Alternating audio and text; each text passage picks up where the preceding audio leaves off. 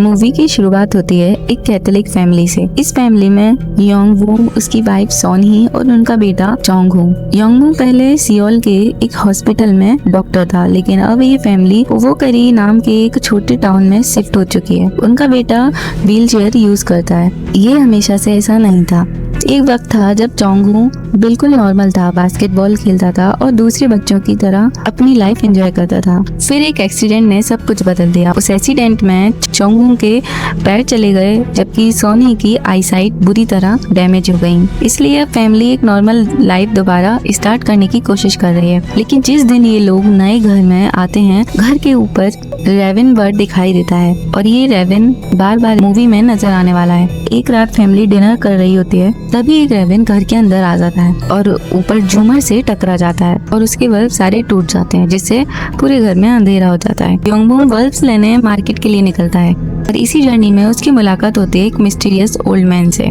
अचानक वो old man योंगवू की कार के सामने आ जाता है। योंगवू बाहर निकलता है और तो देखता है कि आदमी बुरी तरह इंजर्ड है। डॉक्टर होने के नाते योंगवू उसकी फर्स्ट एड करता है और उसे अपने घर ले आता है। अगले दिन हॉस्पिटल में डॉक्टर्स चेक करते हैं और पता चलता है कि उस ओल्ड मैन को सीवियर कैंसर है, लेकिन उसकी कंडीशन इतनी सीरियस है कि हॉस्पिटल भी उसे परमानेंटली एडमिट नहीं करना चाहता। जब तक उसका कोई रिलेटिव नहीं मिलता, ओल्ड मैन को योंगवू के घर पर ही रहना पड़ेगा। लेकिन पुलिस की एक्सीडेंट फुटेज देखकर योंगवू को एक अजीब बात पता चलती है। ओल्ड मैन का जो एक्सीडेंट हुआ था, वो खुद जानबूझकर योंगवू की कार के सामने आया था, जैसे वो स्पेशली इसी फैमिली तक पहुंचना चाहता हो। घर पर ओल्ड मैन की प्रेजेंस से सब कुछ अजीब होने लगता है। एक रात चोंगहू को आवाज सुनाई देती है, तभी ओल्ड मैन उसके पास पहुंचता है और उसके पैर को चूमता है। चोंगहू डर के मारे गिर जाता है और कुछ ही देर बाद ओल्ड मैन गायब हो जाता है, लेकिन उसके पीछे ब्लड ट्रेल रह जाता है। योंगवू जब उस ट्रेल को फॉलो करता है तो वो गार्डन के स्टोर रूम तक पहुंचता है। वहीं एक बहुत अजीब चीज होती है। ओल्ड मैन ने घर के एक सूखे हुए रोज को टच किया था और अब उस प्लांट पर दोबारा रोजेस खिल चुके थे।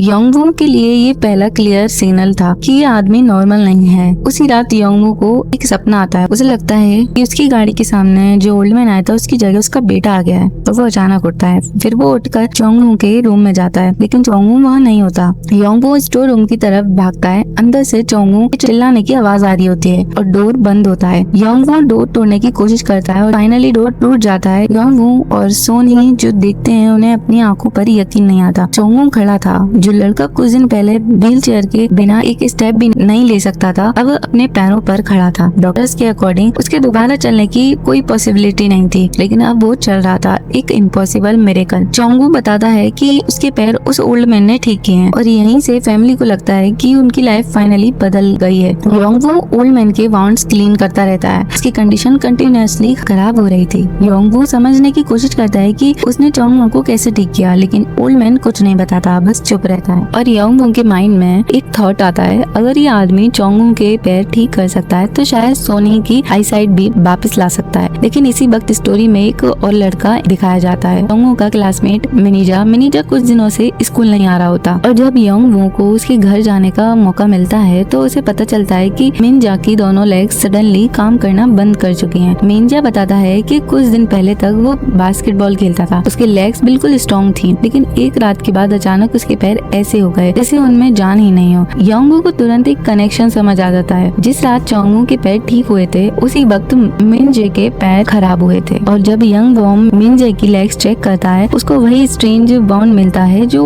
ओल्ड वुमेन की बॉडी पर था। घर लौटकर योंगवू अपने बेटे के पैर चेक करता है और वहाँ भी वही बाउंड होता है जो मिनजे के बॉडी पर था। अब सच सामने था, ये मिरेकल नहीं था। चोंगहू को पैर मिले थे, लेकिन किसी और के पैर छीनकर। योंगवू अब ओल्ड मैन के पास्ट के बारे में रिसर्च करता है। उसे पता चलता है कि ओवोकरी के बारे में लोगों के बीच एक स्ट्रेंज बिलीफ है। इस जगह को लोग टाउन ऑफ मिरेकल्स कहते हैं। पास्ट में यहाँ मिस्टीरियस मिरेकल्स हुए थे, लेकिन उन मिरेकल्स के साथ डेथ्स और स्ट्रेंज इंसिडेंट्स भी जुड़े हुए थे और इसी टाउन का चर्च भी इसी मिस्टीरियस का पार्ट था। चर्च की पास्टर किम को जब पता चलता है कि चोंगहू व्हील चेयर से चलने लगा है तो वो योंग वू और सोनी से मिलती है। चाहती है कि सोंग ही चर्च में जाकर अपना एक्सपीरियंस लोगों के साथ शेयर करे। सोनी चर्च में जाती है, वो लोगों को गॉड पर फेथ रखने के लिए कहती है, लेकिन उसके फ्लैशबैक से हमें पता चलता है कि उसकी आईसाइट एक्सीडेंट में डायरेक्टली गई नहीं थी। एक्सीडेंट के बाद चोंग वू कोमा में था और डॉक्टर्स को लग रहा था कि शायद वो सर्वाइव नहीं करेगा। सोनी ने डिस्पेयर में मेडिसिन का ओवरडोज ले लिया था। वो अपनी लाइफ को खत्म करना चाहती थी, लेकिन वो बच गई और उसकी आईसाइट चली गई। फिर चोंग वू भी कोमा से बाहर आ गया था, इसलिए सोनी के लिए उसका बेटा किसी मिरेकल से कम नहीं था। चर्च में लोगों के बीच मिरेकल्स की बात फैल जाती है और सोनी के अंदर भी एक होप जगती है और चोंग वू के पैर ठीक हो सकते हैं तो शायद उसकी आंखें भी ठीक हो सकती हैं। किम उसकी होप और स्ट्रॉन्ग करती है, लेकिन इसी बीच योंग वू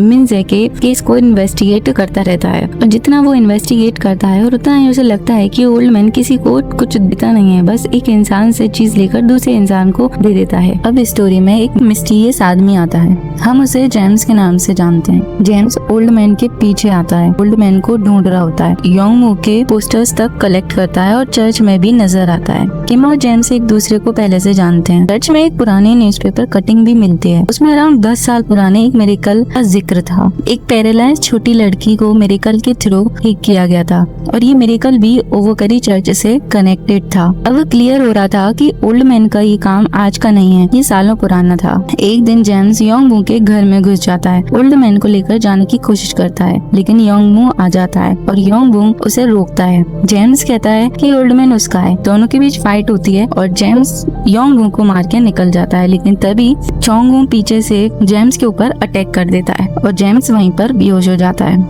लेकिन पुलिस के आने से पहले वो वहाँ से भाग जाता है। योंग वू पुलिस को बुलाता है, लेकिन पुलिस के आने से पहले जेम्स वहाँ से भाग जाता है। बाद में पुलिस योंग वू को जेम्स की पिक्चर दिखाती है। उसे पता चलता है कि जेम्स पर मर्डर और लोगों को बिल्डिंग में जलाकर मारने जैसे सीरियस क्राइम्स का इल्जाम लगा हुआ है, लेकिन योंग वू पुलिस को जेम्स के बारे में सच नहीं बताता। योंग वू पुरानी इंफॉर्मेशन कनेक्ट करता है। 10 साल पहले चर्च ने एक पैरालाइज्ड गर्ल को मिरेकल से ठीक किया था। उसके बाद चर्च में आग लग गई और ओवोकरी टाउन में भी एक वायलेंट इंसिडेंट हुआ था। जेम्स का मानना था कि उसका मिरेकल उससे छीन लिया गया था।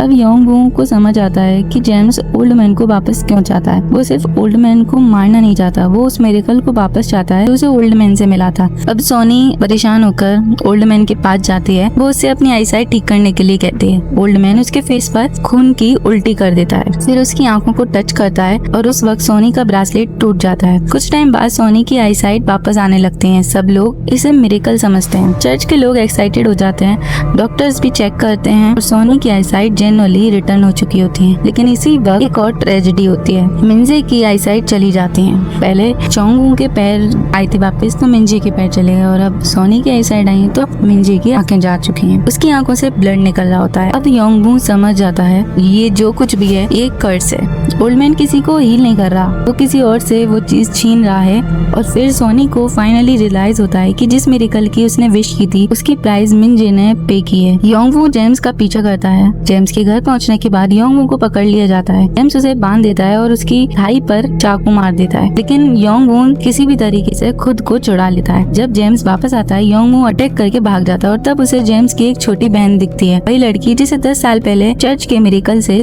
ठीक किया गया था, लेकिन अब वो फिर से पैरालाइज थी। क्यों? क्योंकि ओल्ड मैन जेम्स के पास नहीं था। मिरेकल ओल्ड मैन के साथ कनेक्टेड था। ओल्ड मैन गया तो मिरेकल भी चला जाएगा। जेम्स के पास एक नोटबुक भी होती है जिसमें ओल्ड मैन के पुराने मिरेकल्स की न्यूज़पेपर कटिंग्स रखी होती हैं और जेम्स योंग वू को एक इम्पोर्टेंट ट्रुथ बताता है, ये कोई डिवाइन मिरेकल नहीं, ये एक कर्स है। ओल्ड मैन लोगों की सफरिंग को यूज करके दूसरे लोगों को टेम्परेरी मिरेकल से ठीक कर देता है और जब तक कोई उस कर्स को एक्सेप्ट नहीं करता साइकिल चलती रहती है। अब योंग वू डिसाइड करता है कि वो अपनी फैमिली को ओवोकरी से बाहर ले जाएगा। उसे लगता है कि ओल्ड मैन से दूर जाना ही सॉल्यूशन है, लेकिन जैसे ही कार टाउन की बाउंड्री क्रॉस करती है सब कुछ दोबारा बदल जाता है। योंग वू के पैरों में पेन होने लगता है और कुछ ही देर में उसके पैर फिर से पैरालाइज हो जाते हैं। सोनी की आईसाइट भी चली जाती है। अब योंग वू को समझ में आता है मिरेकल ओल्ड मैन से परमानेंटली सेपरेट नहीं किया जा सकता, फैमिली को वापस जाना पड़ता है। वापस आने के बाद सोनी और योंग वू ओल्ड मैन के सामने होते हैं। तभी मिंजे की मदर चुनसू भी आ जाती है। उसे पता चल जाता है कि उसके बेटे के साथ जो कुछ भी हो रहा है वो योंग वू की फैमिली की वजह से हो रहा है। वो ओल्ड मैन से मिंजे की आईसाइट और लेग्स वापस मांगती है है। योंगवू उसे समझाता है कि ये मेरिकल नहीं है, लेकिन वो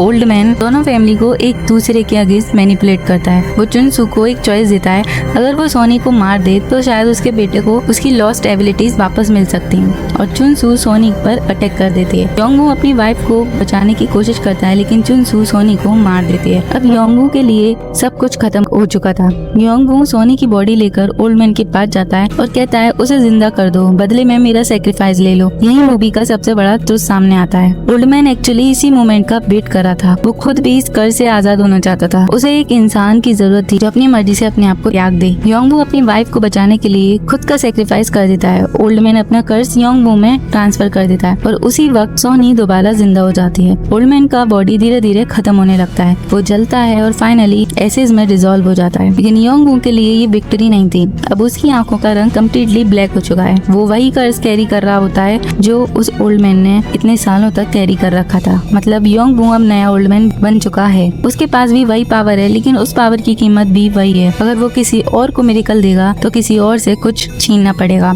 और ये साइकिल तब तक नहीं रुकेगी जब तक कोई और इंसान विलिंगली उसका सेक्रीफाइस एक्सेप्ट नहीं करता। ओल्ड मैन को फाइनली फ्रीडम मिल गई, लेकिन कर्ज खत्म नहीं हुआ। तो दोस्तों, ये है द फेवर मूवी की पूरी एक्सप्लेनेशन। अगर आपको मेरी एक्सप्लेनेशन अच्छी लगे तो प्लीज मेरे चैनल को सब्सक्राइब करें, लाइक करें, शेयर करें और कमेंट में जरूर बताएं कि आपको ये मूवी एक्सप्लेनेशन कैसी लगी।